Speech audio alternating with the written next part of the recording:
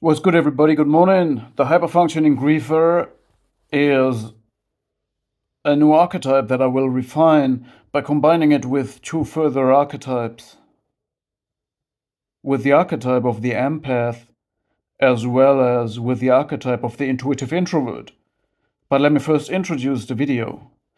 I experienced my awakening in a way that I first studied the projection that was done unto me, and by studying it, personality structures around me formed that led to this disturbance and the problems that are needed, according to Carl Gustav Jung, to individuate and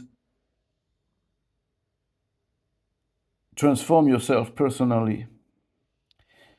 So what shaped around me was the profile of narcissism and psychopathy, and based on understanding the projection on me, I learned to reflect about it and find out what part of that is going on me. What's my responsibility in this? Why did I allow this so long? That's the question. Why did it have to happen? Why did I allow this? Why did I possibly attract this? So, first we understand projection. First we study evil. First we study narcissism and psychopathy. And then we learn who we really are. Now, let me introduce it. The new archetype that I'm refining on my channel. If you want to know everything about narcissistic psychopathic abuse, the way I see it and the way I personally recover, for I'm not telling you something like a professional that has any of this background. I'm just speaking about the topic for the purpose of entertainment and education, and maybe certain topics resonate with some of you people out there. So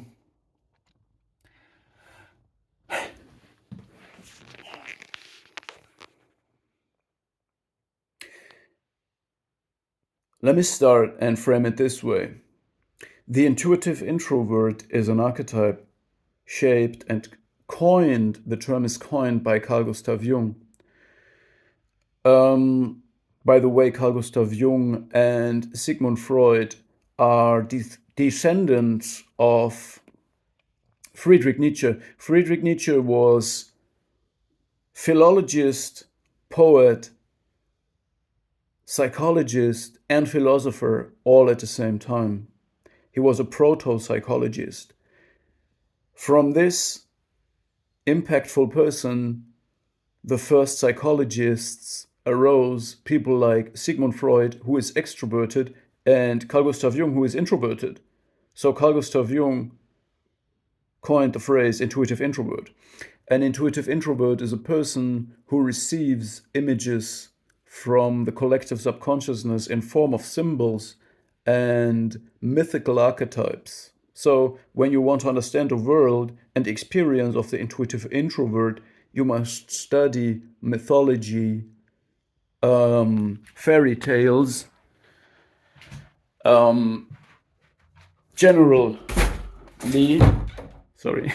the knowledge of ancient cultures and symbolism, because symbolism and archetypes are universal language that everybody understands and feels.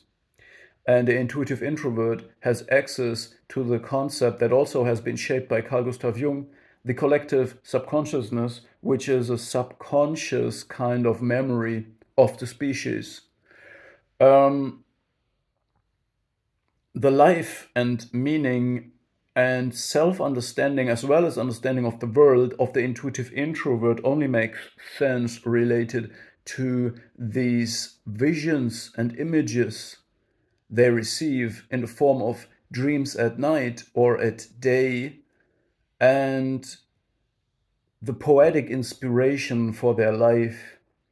They have synchronicities, and when you combine the ability of the intuitive introvert with an empath to make the transition to empath. The empath is a person who, due to childhood trauma and childhood experiences, has learned to read the energy of everybody in the room first and satisfy the desires of other people first before they even start thinking of themselves.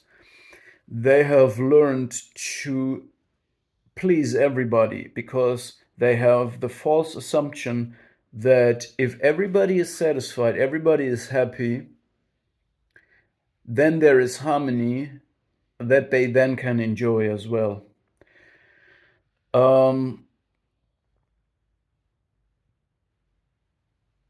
They have learned to understand and stay out of the competition, out of the violence of selfish people, and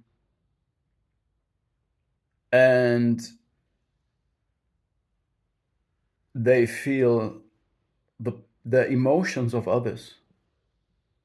They repress their own grief and they feel the emotions of others because they think, I need this person, this dysregulated person, this person I'm taking care of. I first need to make sure that this person is fine. Then I can relax. Then I can take care of myself. Then there will be harmony. I can only sleep through the night if I have taken care of this person so that they don't wake me up at night. Something like that. To make the transition to the third archetype, the hyperfunctioning griefer, is also related deeply to the empath, because the hyperfunctioning griefer has learned to sacrifice himself for everybody else. So they say, I carry the logs and the boats for these persons so that the whole picture does not collapse. They see the whole picture. They are really invested. Therefore, I always say they are the opposite of narcissists, of covert narcissists, or of prosocial narcissists or communal narcissists. For these people, the narcissists create a superficial picture of being that, but it is rooted in falsehood and needs to be validated in a safe shared fantasy space by other coerced cult members. But the hyperfunctioning griefer is that person that the narcissists want to project as a superficial picture, but they don't need the validation of everybody. They simply be that, they do it.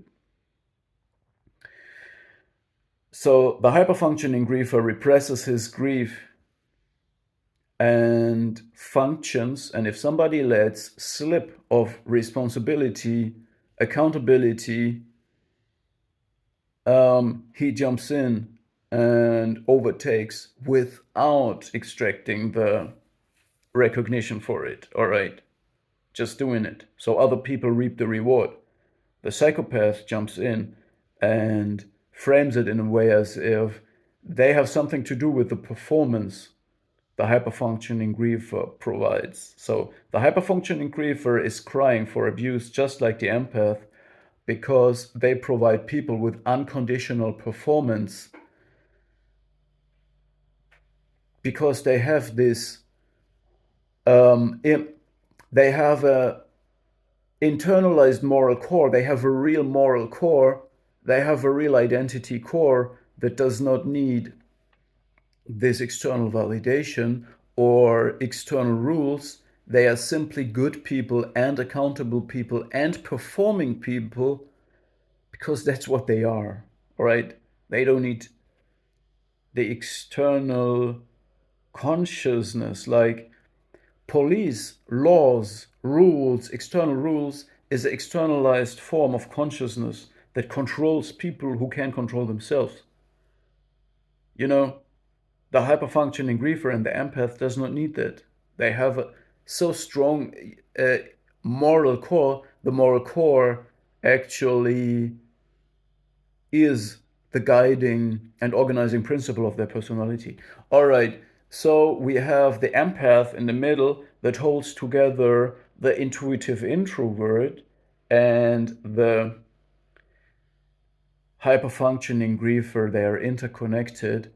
And when you combine the empath with the intuitive introvert, you get a person who can read even the childhood wounds of people based on their projections, who get stories, images, family dynamics behind people just by spending time with them and reading their projections and reactions.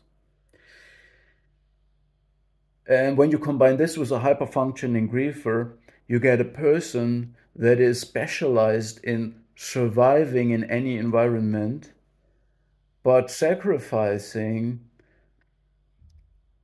his energy, his efforts, the respect, because they don't demand the respect, they don't make their performance, their true performance, conditional. A healthy person would make their performance conditional. They would say, I perform as it's a transactional thing. I perform if you give me the respect and the things I want for this. All right. The hyperfunctioning griefer does not do this. They do it unconditional, unconditionally loving, unconditionally performing. Now, this creates an archetype that is combined of the three mentioned archetypes, and in the description below of this video you will find an exact description about this and how all of this fits together.